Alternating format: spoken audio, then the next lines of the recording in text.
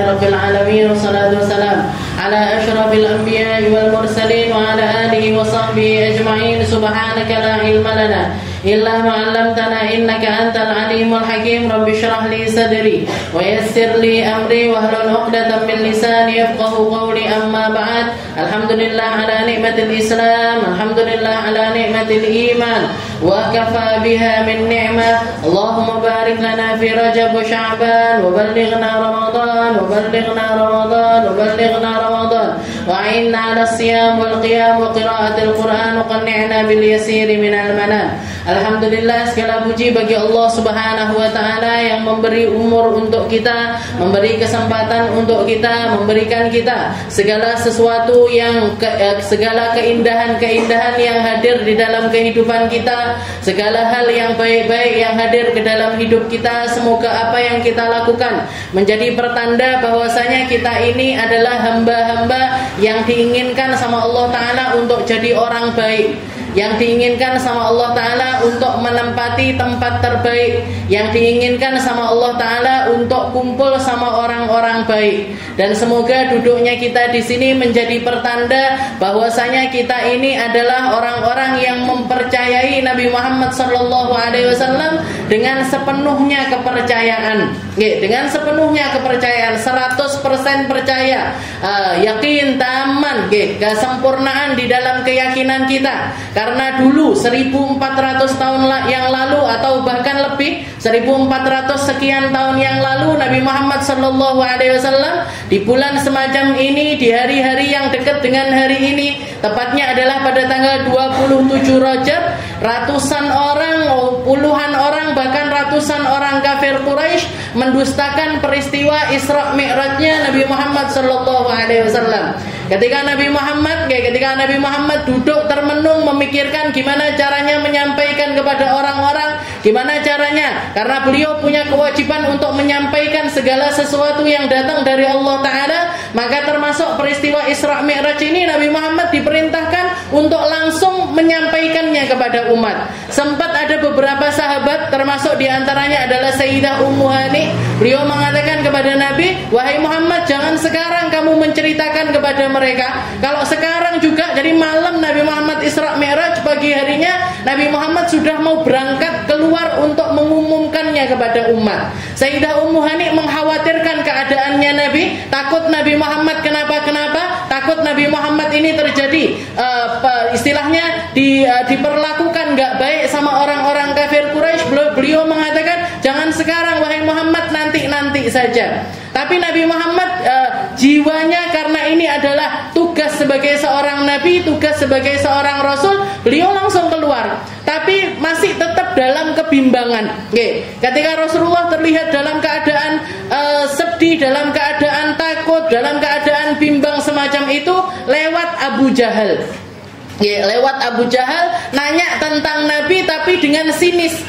Ma baluka ya Muhammad, apa yang terjadi kepadamu wahai Muhammad? Maka Nabi Muhammad spontan mengatakan, usriya biyal laila, tadi malam aku diisrakan sama Allah Ta'ala, tadi malam aku diperjalankan sama Tuhanku. Min ain, dari mana ke mana wahai Muhammad? Minal masjidil harami ilal masjidil aqsa, dari masjidil haram sampai ke masjidil aqsa. Setelah itu katanya Abu Jahal, wa tusbih baina adhurina, dan kamu pagi ini sudah ada di sini lagi wahai Muhammad. Istilahnya ngece Nabi. Kamu bilang tadi malam kamu berangkat ke Masjidil Aqsa, tapi sekarang kamu ada di sini lagi wahai Muhammad.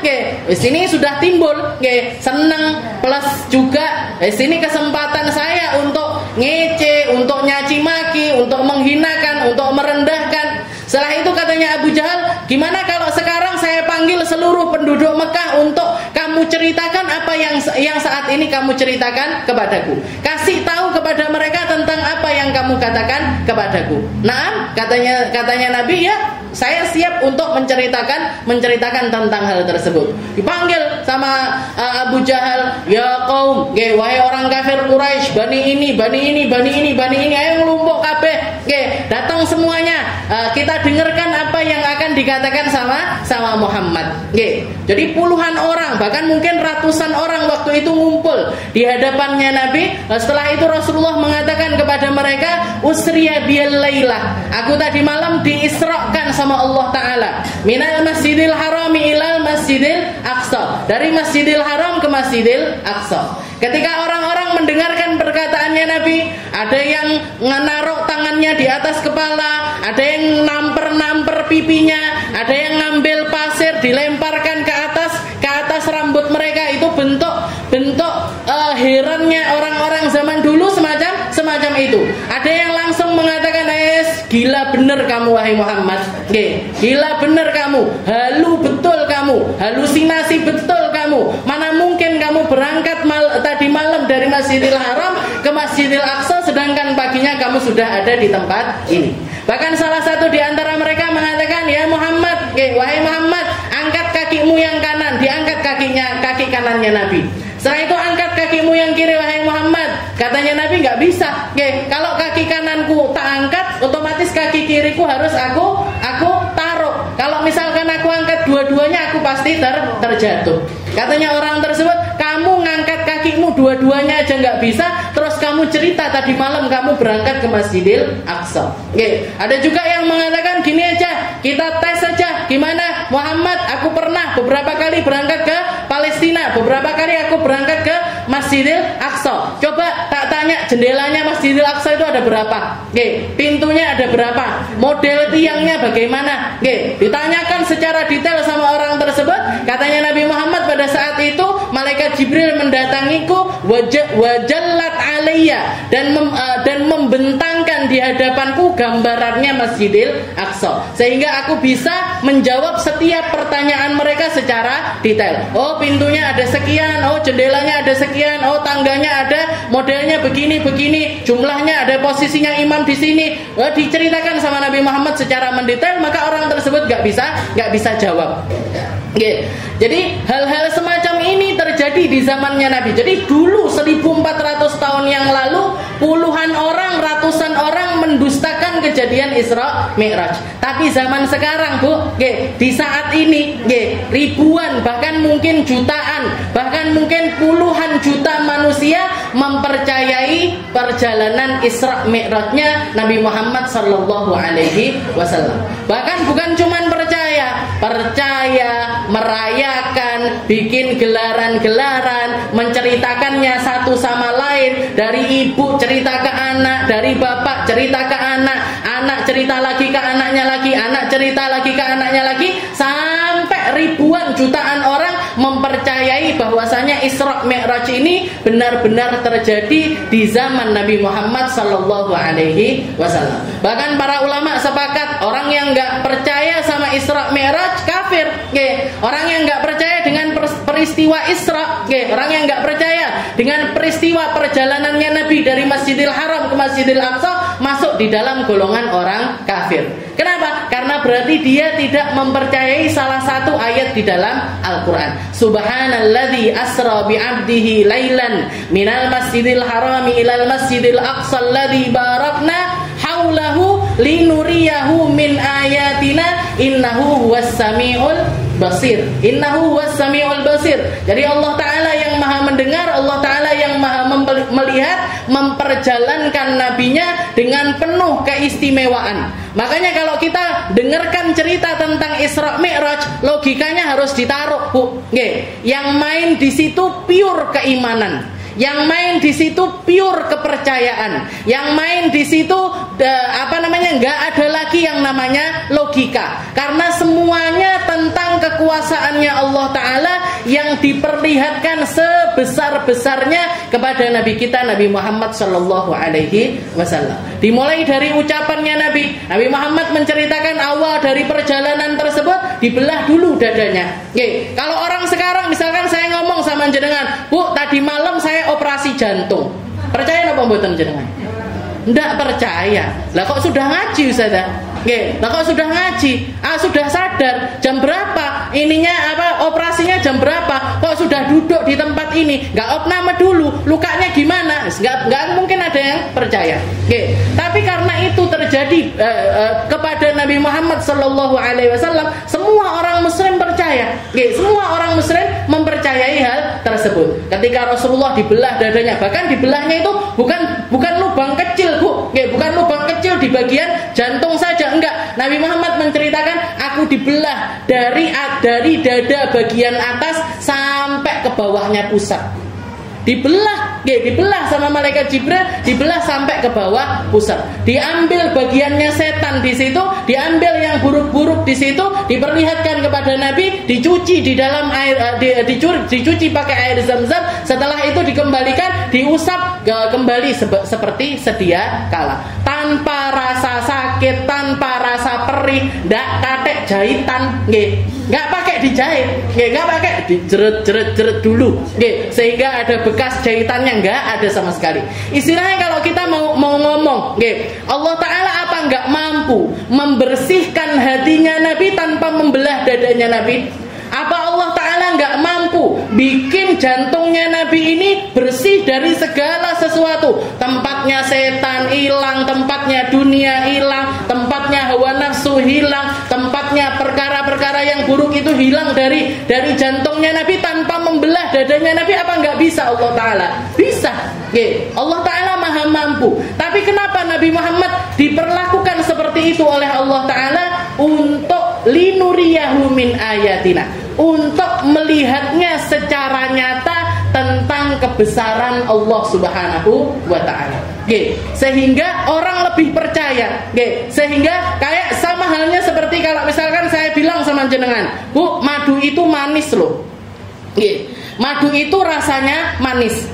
Yang sudah pernah merasakan tahu rasanya. Tapi yang belum pernah merasakan manisnya koyo apa toh?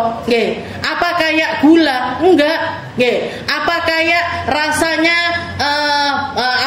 semangka? Enggak, lain lagi. Apa kayak rasanya mangga yang manis? Oh enggak, beda lagi. Terus gimana caranya biar saya tahu rasanya madu? Nih, ada madu, senjenengan sendok, ambil makan. Jadi diperlihatkan sama Nabi Muhammad untuk memantapkan keyakinannya Nabi, untuk nambahi imannya Nabi, untuk nambahi juga imannya siapapun orang yang percaya kepada Nabi Muhammad sallallahu alaihi wasallam. Karena pada saat kejadian itu banyak orang kafir Quraisy yang murtad. Ya itu tadi yang nepuk-nepuk pipinya halu ini, halusinasi ini. Muhammad sudah pikirannya semacam-macam ini, pikirannya nggak beres ini. Sudah penuh dengan perkara-perkara yang nggak benar ini. Saya mau percaya sama orang seperti ini nggak aeres. Jadi banyak sekali yang murtad, banyak sekali yang murtad. Tapi di saat tersebut juga Allah Ta'ala ada hikmahnya. Allah Ta'ala ingin menfilter, silahnya disaring sama Allah Ta'ala. Siapa orang-orang yang imannya ini benar-benar rasikh, yang imannya ini benar-benar nancep, karena mereka lah orang-orang yang nantinya akan menjadi pondasi awal dari syariatnya Allah Subhanahu wa Ta'ala. Mereka orang-orang yang nantinya akan berangkat hijrah ke Madinah. Di Madinah nanti akan dikasih yang namanya syariat puasa, syariat zakat, syariat berperang, syariat untuk melakukan ini dan itu dan lain sebagainya, seperti apa yang dialami sama orang-orang yang ada di Madinah, dan itu membutuhkan kekuatan iman yang luar biasa. Jadi difilter nih yang imannya ngecemes dicutat sama Allah Ta'ala. Nggak perlu orang-orang semacam kamu di sekitarannya Muhammad. Nggak perlu orang-orang seperti kamu untuk mendukung dakwahnya Muhammad. Hanya mereka-mereka yang imannya ini rasikh. Akhirnya mereka berangkat ke Madinah. Datanglah segala macam syariat selama 10 tahun di negeri Madinah. Alhamdulillah kita masuk orang yang percaya. Alhamdulillah dari kecil kita mempercayai peristiwa tersebut. Gak ada keraguan sama sekali di dalam hati kita. Gak muncul sama sekali keraguan di dalam hati kita. Dan semoga sama Allah Ta'ala dijaga iman kita sampai akhir hayat kita. Makanya ilmu tauhid, ilmu keimanan ini sesuatu yang mutlak untuk kita pelajari. Bahkan para ulama mengatakan awal wajibin 'alal insani ma'rifatul ilahi bistiqani. Perkara ilmu wajib pertama yang harus dipelajari oleh semua umat Islam adalah tentang keyakinan kepada Allah Subhanahu wa taala. Bahwasanya Allah taala Maha mampu, Allah taala Maha bijaksana, Allah taala Maha menentukan segala sesuatu. Allah taala kalau pengen apapun terserah Allah. Nggih, terserah Allah taala. Allah taala mau bikin Nabi Muhammad melakukan perjalanan yang enggak masuk akal luar biasa dari Masjidil Haram ke Masjidil Aqsa, tapi kalau kita ceritakan kepada orang zaman sekarang sebenarnya lebih masuk akal. Nggih, ketika Allah taala ngasih gambarannya Masjidil Aqsa di hadapannya Nabi ketika beliau menjawab pertanyaannya orang kafir. Kalau orang dulu kan nggak ada bayangan. Kalau kita harus kebayang, kayak proyektor ditaruh di depannya Nabi, iso disetel, didelok, munyer sana, munyer sini. Allah Taala apa nggak mampu? Istilahnya kalau kita lebih kebayang. Kalau orang-orang zaman dulu nganggep masa bisa ada pesan datang dalam sekejap, dalam satu waktu datang dari langit ketujuh kepada manusia. Sekarang apa yang nggak mungkin? Jenengan ngomong hai kepada orang-orang yang sekarang ini tinggal di Amerika, seret langsung nyampe. Nggak pakai nanti, nggak pakai besok. Kalau dulu kan suratan dulu, dikai perangko, dilebok neneng-gone kotak pos, sebulan kemudian baru datang. Itu bayangannya orang dulu. Orang sekarang gampang. Bahkan kayak seakan-akan nggak ada batas sama sekali. Saudara-saudara kita misalkan berangkat umroh, makanya orang-orang zaman dulu kangennya sama saudara yang berangkat haji atau berangkat umroh, menggebu-gebu. Karena memang benar-benar nggak ketemu, nggak bisa kirim pesan, nggak bisa kirim kabar. Saiki orangnya di Mekah video callan. Tak dongane ya Bu dari sini. Tak doakan. Allahumma langsung dengar kita. Langsung dengar kita, bisa ngelihat orangnya, tahu dia lagi ngapain, wajahnya, mimiknya gimana, tangannya gimana, pakai baju warna apa, ketok kabeh. Nah ini orang dulu nggak punya bayangan itu, kita sekarang lebih bisa mendekatkan logika kita kepada hal tersebut. Jadi lebih gampang untuk memahaminya. Kenapa? Karena Tuhan yang menakdirkan bisa bikin seperti itu zaman dulu sama zaman sekarang sama, Bu. Yang ngijabahi doanya Nabi terdahulu sama ngijabahi doanya kita sama. Yang kita berdoa kepadanya, nabi-nabi terdahulu berdoa, sekarang kita berdoa, Tuhannya juga sama. Tanpa jeda waktu, tanpa jeda apapun, Tuhannya sama, cara pengkabulannya sama, memperlakukan hambanya juga tetap sama. Yang tinggal kita pupuk, yang tinggal kita tanam, kita lestarikan, kita pupuk terus-menerus adalah keyakinannya kita kepada Allah Subhanahu wa taala. Subhanalladzi asra bi 'abdihi lailan minal masjidil haram ilal masjidil aqsa, alladzi barakna haulahu, tujuannya linuriyahu min ayatina. Dan Nabi Muhammad ngelihat macam-macam di saat tersebut. Ngelihat macam-macam. Ngelihat ada satu lubang kecil. Ngelihat satu lubang kecil. Keluar darinya itu athur. Athur itu banteng. Tahu banteng yang sungune biasanya marah-marah kalau ada warna merah. Itu keluar. Athur itu keluar dari lubang kecil itu tadi. Keluar dari lubang, setelah keluar brobos nih kepalanya untuk masuk lagi ke lubang tersebut. Keluar, jadi ada lubang banyak, ada banteng keluar banyak. Habis itu pengen masuk lagi ke dalam lubang tersebut. Ditanya sama Nabi, "Mahadza ya Jibril? Ini apa wahai Jibril? Kenapa kok ada pemandangan yang semacam ini?" Katanya malaikat Jibril, "Ya Muhammad, wahai Muhammad, ini adalah gambaran kalimat-kalimat buruk yang keluar dari lisannya manusia. Omongan jelek, adu domba, kedustaan, ngomongin orang dan lain sebagainya, itu seperti banteng yang keluar dari lubang yang kecil. Kalau sudah kadung nyakiti hatinya orang, kalau sudah kadung meruntuhkan harga dirinya seseorang, kalau sudah kadung bikin orang ini tadi terhempas ataupun juga terhinakan dengan kalimat-kalimat tersebut, arep dibalik neneh angel. Untuk kembali lagi, kita sudah taubat ini atas kalimat-kalimat yang pernah keluar dari kita, atas kesalahan-kesalahan lisan kita, tapi mau balik lagi sudah sangat sulit sekali. Kenapa? Karena kadung nyebar kemana-mana. Kadung dilihat banyak orang, kadung didengar sama banyak orang, kadung sudah terlanjur berganti kalimat-kalimat itu menjadi kalimat-kalimat yang lebih besar lagi di kalangan manusia. Makanya hati-hati kalau ngomong, hati-hati kalau bicara, dan macam-macam. Ada banyak sekali yang Nabi lihat di perjalanan-perjalanan tersebut, dan satu di antaranya, jadi keajaiban yang setelahnya tambah ajaib.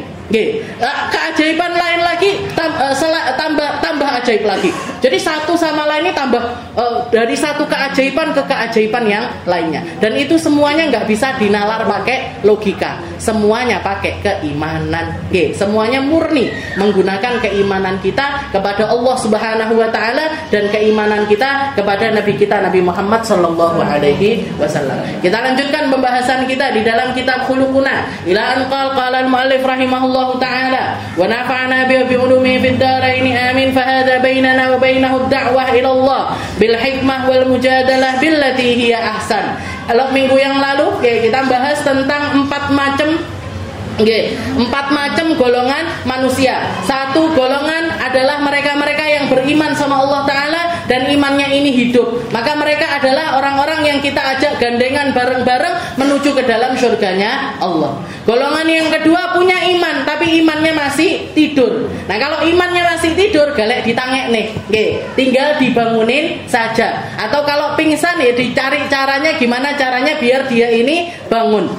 Biar dia ini bangun. Kalau dia pada akhirnya bangun, maka alhamdulillah masuk di dalam golongan yang pertama. Tapi kalau enggak, panggah turu, panggah ngeletak, panggah semaput, maka ya sudah, kita doakan semoga Allah Ta'ala memberikan hidayah kepada orang tersebut. Setelah itu kita bahas yang bagian ketiga, almar'u syakhsun mutasyakkik, orang-orang yang hatinya ini penuh dengan keraguan, ragu sama Allah, ragu sama Nabi Muhammad, ragu sama Al-Quran, ragu sama janji-janjinya Allah, janjinya Nabi, dan juga semua yang tertera di dalam Al-Quran, ragu sama malaikat, ragu sama qada-qadarnya Allah, ragu sama hari kiamat dan lain sebagainya. Nah ini orang semacam ini dia bukan orang yang tidur di dalam keimanan, tapi orang-orang yang imannya ini muncul tapi istilahnya muncul terlempar lagi. Jadi enggak masuk ke dalam dirinya. Maka apa yang perlu kita lakukan? Yang perlu kita lakukan adalah mendakwahi orang tersebut. Diajak, difahamkan, yang ragu diarahkan gimana caranya biar enggak ragu. Yang dia masih penuh tanda tanya, kita kasih tahu gimana penjelasan dari perkara-perkara tersebut. Dan hal semacam ini sudah zaman sekarang ini banyak menjangkiti anak-anak muda kita. Karena apa? Karena ilmu tauhidnya enggak mancep. Karena ilmu keimanannya sama Allah Ta'ala ini enggak mancep, sehingga mereka penuh dengan keraguan, enggak pede dengan amaliyah dirinya ataupun amaliyah orang tua-tuanya. Enggak percaya. Kalau orang zaman dulu kan dibilangi, nah kalau nyari jodoh yang nyarikan orang tua aja. Orang anak dulu enggak rewel. Jenengan rewel, masuk golongan yang rewel apa yang enggak rewel? Istilahnya kalau orang-orang yang terjaga, anak-anak itu, mau anak laki, mau anak perempuan dijodohkan manut-manut aja, manut-manut aja. Pokoknya abah yang nyarikan, umi yang nyarikan, insya Allah kita mau. Anak sekarang nggak mau. Nggak mau, golek dewe, noto dewe, nyari sendiri, noto sendiri. Bahkan ketika ibunya ini ngomong, nak, sebelum kamu itu nikah istikharah dulu, istikharah dulu. Kalau hasilnya baik lanjutkan, kalau hasilnya nggak baik tinggalkan. Jawabannya nopo? Zaman saiki kok panggah percaya karo ngono-ngono. Zaman sekarang kok pakainya istikharah, pakainya kok mimpi, pakainya kok kepercayaan yang semacam itu.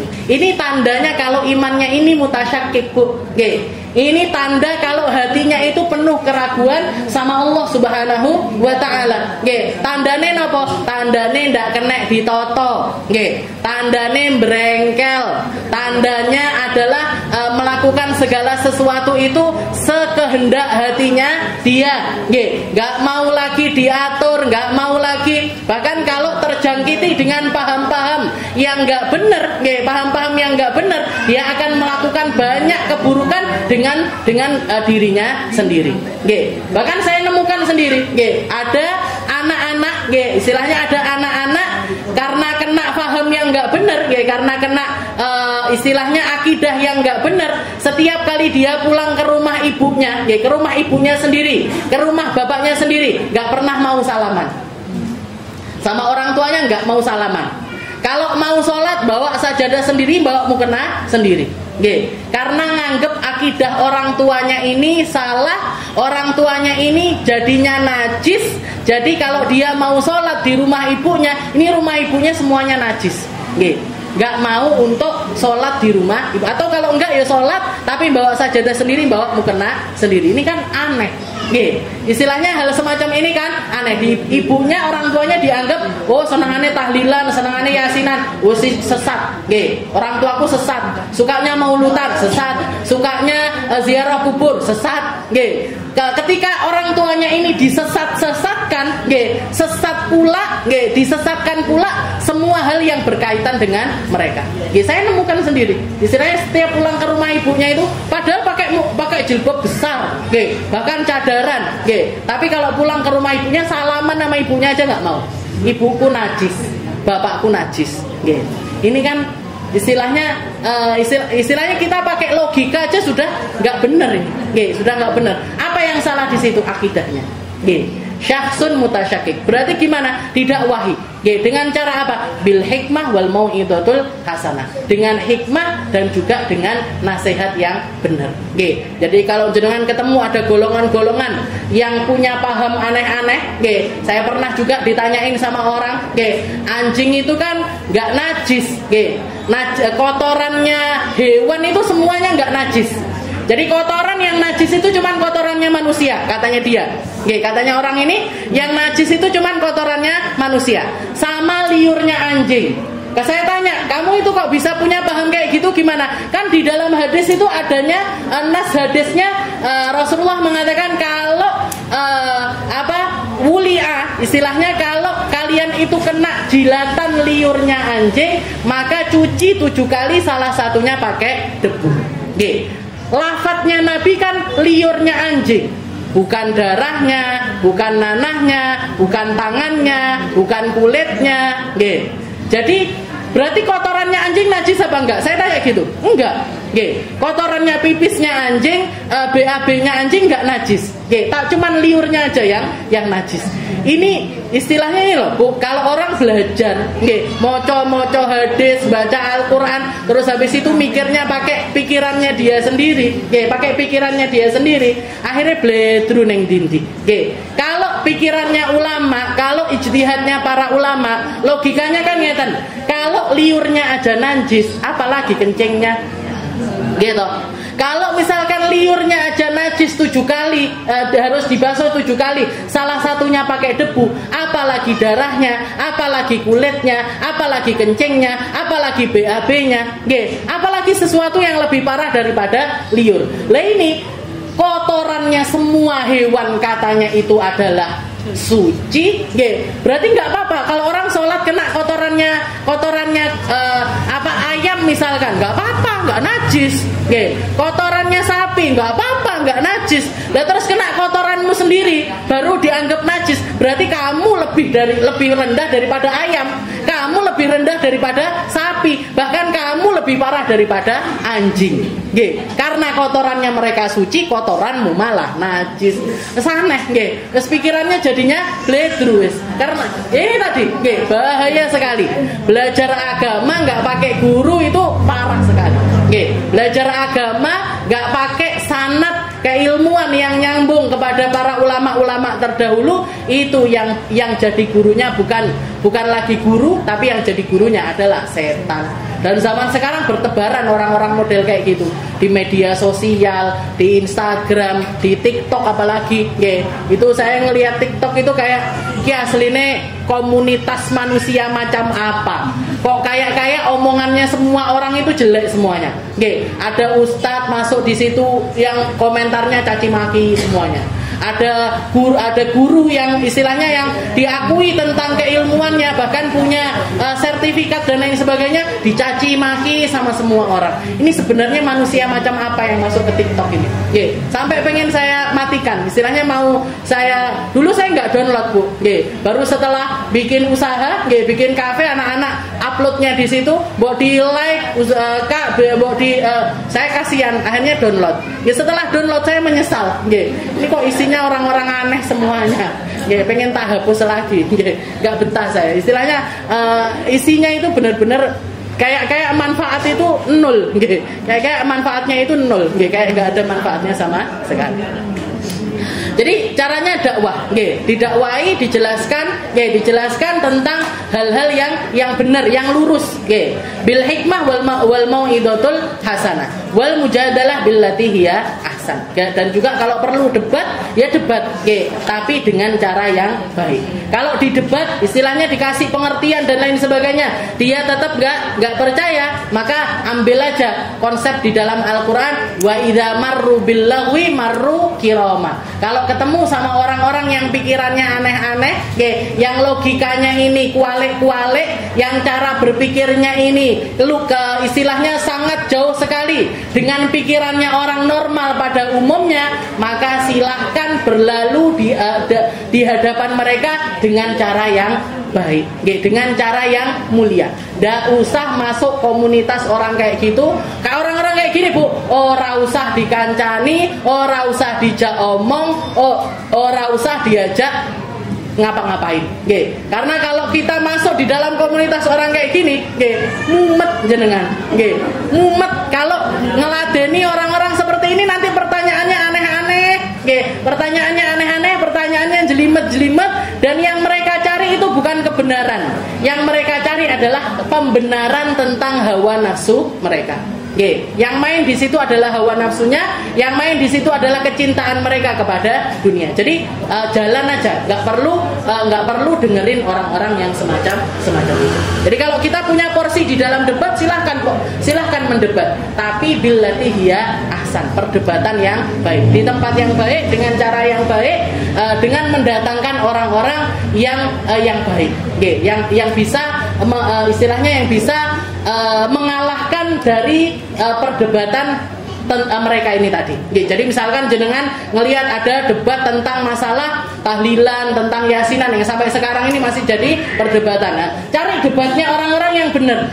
Ulama yang menganggap boleh siapa, yang menganggap nggak boleh siapa. Setelah itu jenengan tonton, jenengan lihat, nanti mana yang serak di dalam hati silahkan ikuti.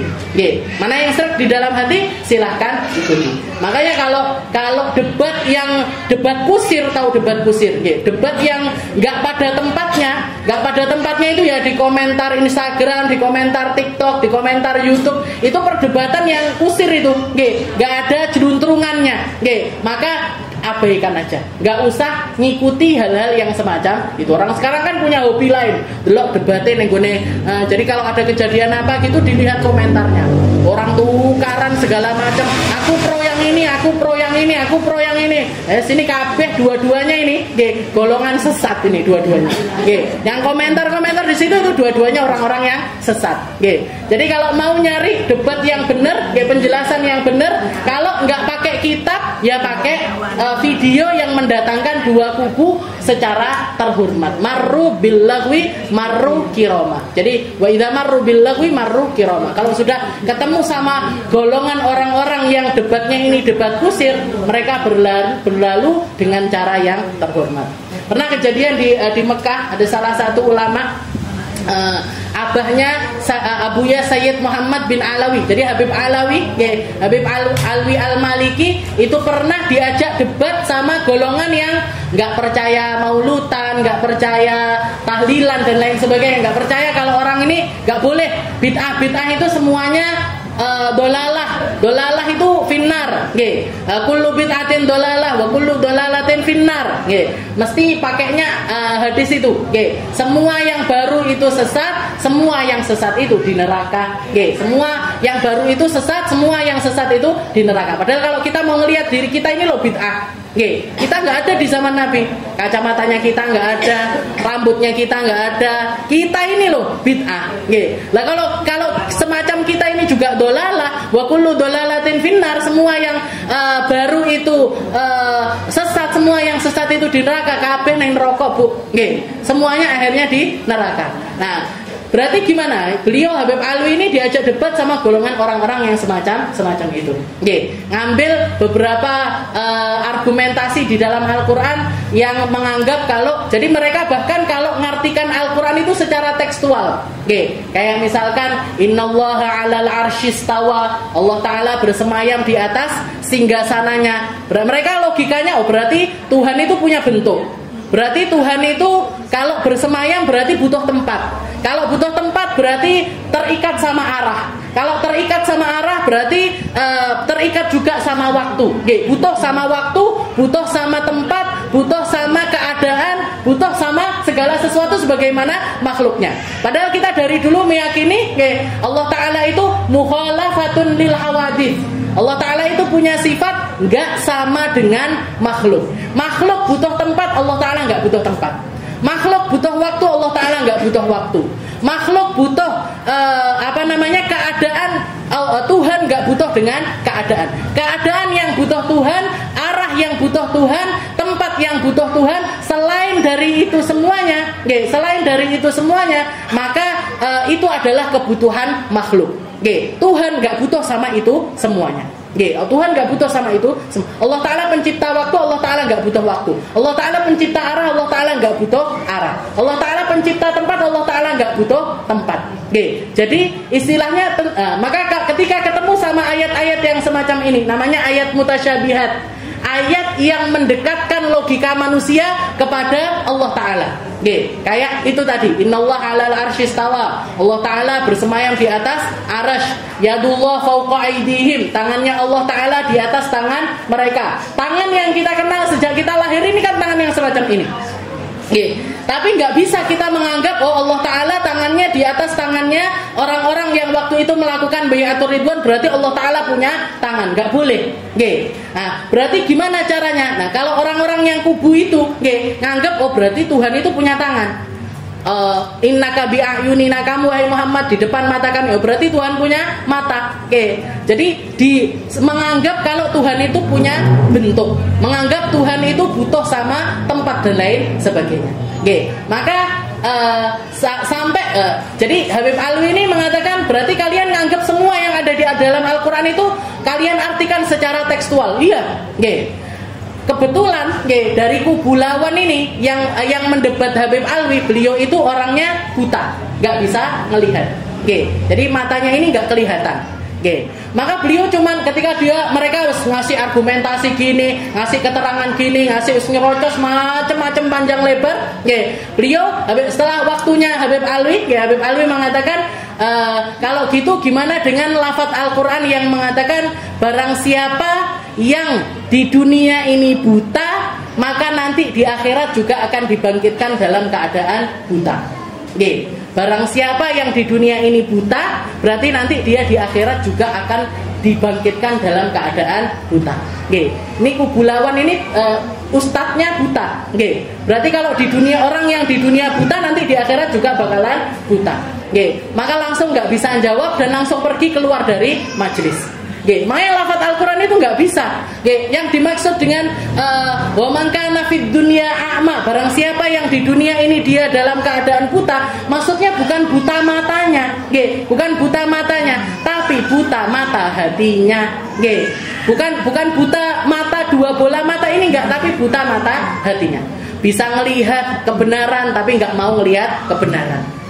Bisa membedakan kebenaran tapi dia nggak mau ngikuti kebenaran. Yang orang yang hidup dalam kebutaan di dunia.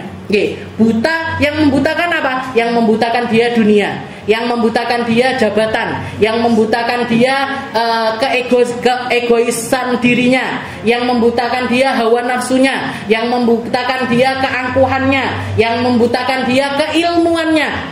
Orang-orang berilmu bisa jadi buta ketika dia nyampaikan kebenaran tapi dia sendiri nggak benar, ketika dia menyampaikan hikmah tapi dia sendiri nggak bisa mengambil hikmah, ketika dia nyuruh orang melakukan kebaikan dia sendiri nggak melakukan kebaikan. Ini orang yang buta. Orang-orang semacam inilah nanti yang akan dibangkitkan dalam keadaan buta. Jadi seperti itu, ini para ahli hikmah. Wajadilhum billati hiya ahsan, bermujadalah ataupun mendebat orang dengan cara yang benar adalah ketika kita punya kapasitas di dalam hal tersebut. Kalau nggak punya kapasitas, diem Bu.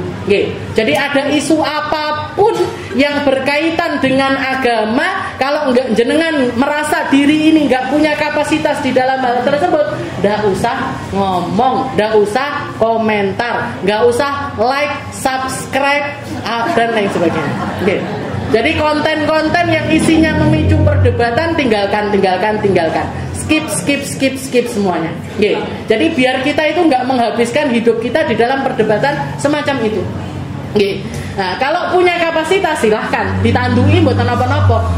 Dan itu kayaknya tugasnya para ulama, tugasnya orang-orang yang ngerti di dalam bidang hal tersebut. Selain itu nggak usah komentar. Yujadilhum billati hiya ahsan. Nasir binuril haq wara'a inhirafati afkarihi. Jadi yang perlu kita lakukan adalah jalan di dalam cahaya kebenaran, wara'a inhirafati afkari. Kita tinggalkan semua pikiran-pikiran melenceng mereka. Jadi kalau ada orang-orang yang hatinya penuh keraguan sama Allah Ta'ala dan terlontar dari lisannya ini kalimat-kalimat yang bikin pikirannya orang lain ini juga ikut tersesat, tinggalkan orang-orang semacam itu. Wara'a inhirafati afkarihi wa taqallubiha fid dhalam, dan juga bolak-baliknya dia di dalam kegelapan. Orang seperti itu gelap Bu hidupnya. Gelap hidupnya, dia masuk di dalam satu kegelapan, pindah ke kegelapan yang lainnya. Orang yang hidupnya penuh dengan perdebatan, tidak sempat nyapo-nyapo, peteng uripe, karena lampu hatinya dia matikan, akhirnya pikirannya juga mati, cara muamalahnya sama orang juga mati. Maka tinggalin orang-orang semacam itu. Gak ada manfaatnya kita duduk bareng sama orang semacam itu. Tapi tetap kita harus berharap, asallahu ayyunawwira aqlahu wa yasyrik fi qalbihi diya'al huda. Tugas kita tinggal doakan saja, minta sama Allah Ta'ala, semoga Allah Ta'ala menyinari hatinya orang-orang yang gelap, ngasih hidayah kepada orang-orang yang tersesat, wa yasyrik fi qalbihi diya'al huda, dan ngasih hidayah kepada orang-orang yang semacam itu agar mereka ini merasakan hidayahnya Nabi Muhammad SAW. Dan kita yang ada di dalam lingkungan atau ada di dalam kubang, istilahnya ada di dalam cahaya tersebut, kita minta sama Allah Ta'ala jangan sampai kita dikeluarkan, jangan sampai kita dijauhkan, jangan sampai kita terhalang dari merasakan cahaya-cahaya yang dibawa sama Nabi kita Nabi Muhammad SAW. Ala hadhihi niyah wa ala kulli niyatin salihah wa ila hadratin Nabi Muhammad SAW bisirril Fatihah.